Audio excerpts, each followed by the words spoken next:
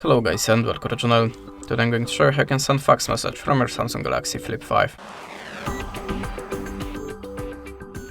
So the first step, tap on the Play Store and look for the fax app. Choose the Easy Fax and install it. Decide that you want to get notifications and add a permissions camera into the files. Remember, this is a free credits banner, so remember about that to send the message for the free. After the setup, you have to restart the application. Now tap on the plus to choose source of the document, like something from the gallery. Click on the import. Now you can add this shape to your picture of the document. Click on the arrow if you're ready, and now choose the filter for photo to make it more visible for receiver. If you're ready, click accept icon, type the normal displays, choose the country from the list, and now to send this message, just click on this button, and that's it.